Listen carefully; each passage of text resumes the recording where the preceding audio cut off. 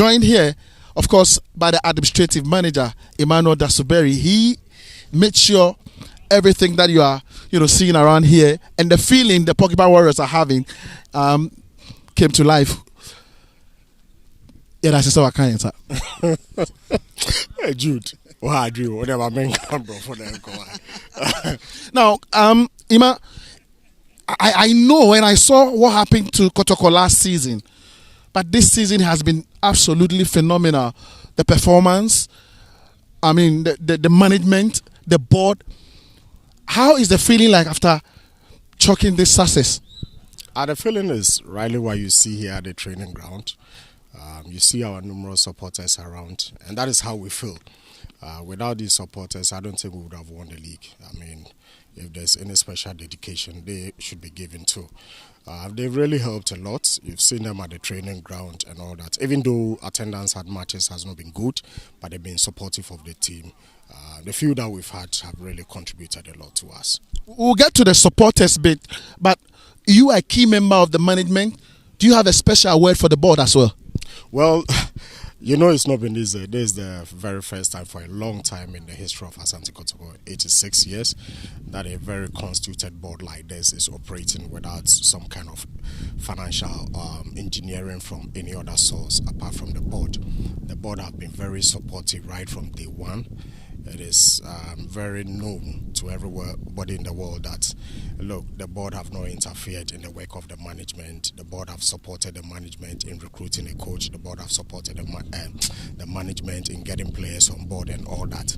Unlike those days, or in some instances where we had direct control or whatever you would term it from one person operating a certain system, this is more of a corporate structure that we have the board, we have the management, we have the technical team. And so I would say that kudos to the board, right from the board chairman, Dr. Kwame J, the other board members with him. We would say a very big thank you to them. They've been very supportive of the management. And I would say that with this kind of support that they've given in the league, if they transcend that to our participation in Africa, would do better than we did the last time we showed. As a key member of this current board that has chalked this success, what has been the most difficult decision that you made this season that helped the team to win the league? Well, I am not the coach. I would not say that. I will not delve into what you call technical issues. Yeah, as a management member. No, but as a management member, we took a decision that wasn't very popular. At the time, we asked so many players, over 10 players, to leave the team, and that was a very tough one for us. We all agreed that there was some hue and cry all over the world why we were allowing some players to leave, especially you see a player like Habib Mohammed, Emmanuel Newton and the others leaving. It wasn't a very easy thing to do, very tough one. And I would say that it was a coach who came in and said that, look, I needed to do some kind of restructuring and all that. You guys have to help me and all. It was a tough thing. Meeting a player to say you should leave is not the most easiest or pleasant thing you can do as a management. It's very tough and all that. We've had challenges whilst we came in. Maxwell had to leave, Barreto left and all that. So many challenges. But at the end, like I said, we weathered the storm. And we are where we are today because we just decided to be resilient in our approach. It's a victory celebration coverage right here at Dako Jache, where Kumasi Asante Kotoko, the newly crowned league champions, trains almost every day. And I'm here up and close with Emmanuel Dasoberi, the administrative manager for Kumasi Asante Kotoko. Let's delve into the supporters bit. You had some few supporters turning up for Kotoko matches, during league matches at the Babaya Sports Stadium. You kept on singing, you kept on telling them, we are giving you wins, we are giving you results, but you are not turning up. How was it like? What happened? What have you been able to identify the problem why the supporters were not coming to the stadium? Yeah, you mentioned it rightly. It's sad, let me say. Sad in a sense that sometimes people feel that our concern or what we raised concerning supporters' attendance to the stadium was basically because of economic gains or financial gains. But no, because it got to a point we felt that the players were doing well. Now, if the players are doing well, what do we have to show? We needed to get supporters to the stadium to cheer them up, and all that.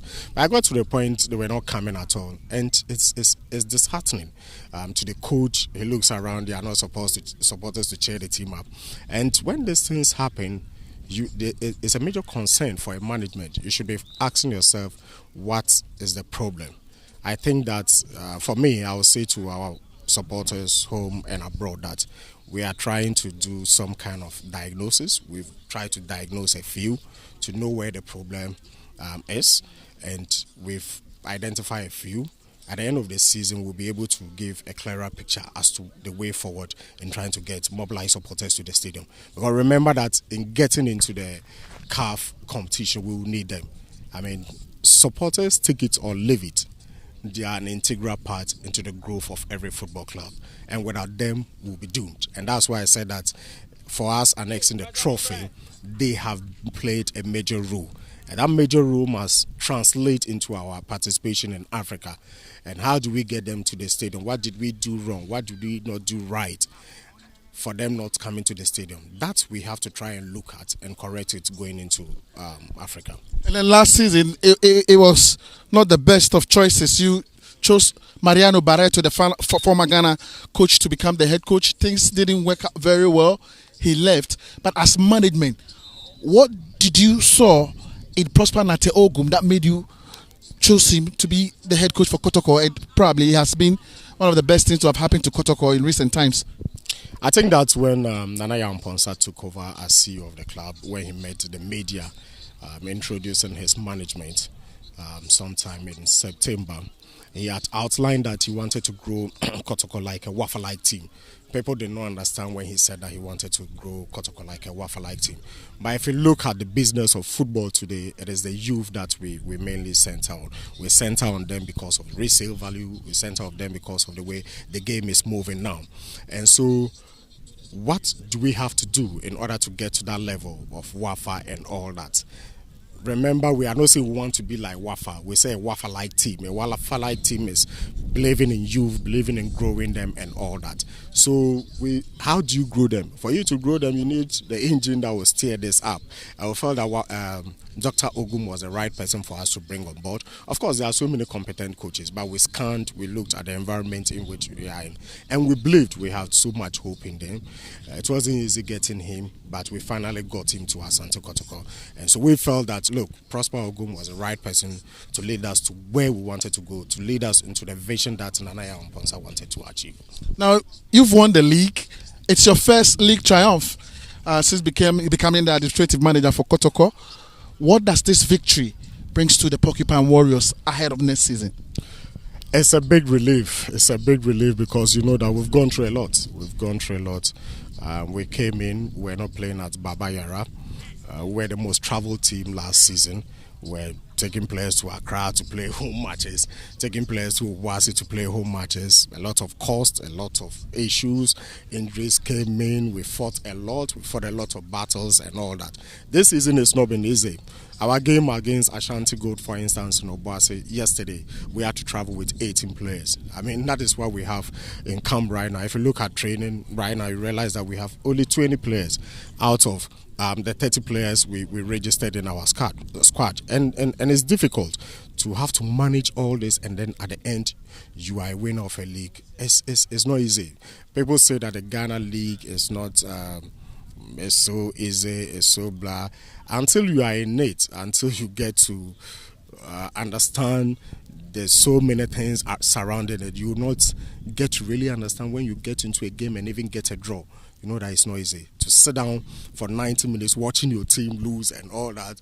Watching, for instance, yesterday when we were 1 goal down, it was I mean, it was like the world has come to an end because we went to Obuasi thinking that no, we should win the trophy in Obuasi. We didn't want so much pressure on the boys and all that, and that has been our focus. That is where we started, and I must say that, look, I am the most happiest man among the management members. It's not been easy. It's been a tough one, and we have to congratulate all of us, including yourself as a Kotoko fan. Amazing. Just before you leave us, this is very important to me. The leader of the management is Nana Acheampong, the CEO. What kind of message do you have for him? He's been absolutely exceptional. He has just raised the bar in terms of administration, in terms of how Kotoko should look like. What message do you have for him? Yeah, I know. Nanaya is a human being. He's bound to fall and all that. He's not perfect. He's not God. I mean, he's a human being. He makes mistakes. But I'll tell you something. He's a fantastic guy. I mean, he's so passionate about Asante Kotoko.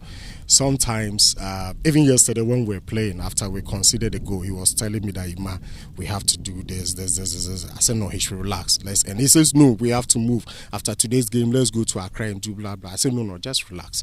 Everything will be fine. He's so passionate about Kotoko. Kudos to him for the foresight he has, for the vision that he has in leading this great team. I want to tell him that there are times that he's been heartbroken.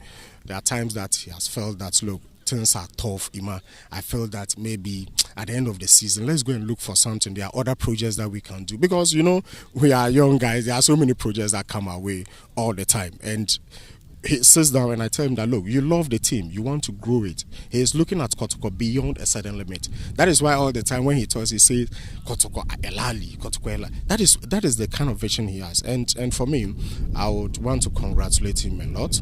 He's done well. I want to tell him that he should continue the good work. It's not going to be easy. We are going to go to Africa. We need to make a mark there. We are not promising that we are going to semi-final. No. We want to do better than we did last season. And so kudos to Nanaya. Awesome. Thank you.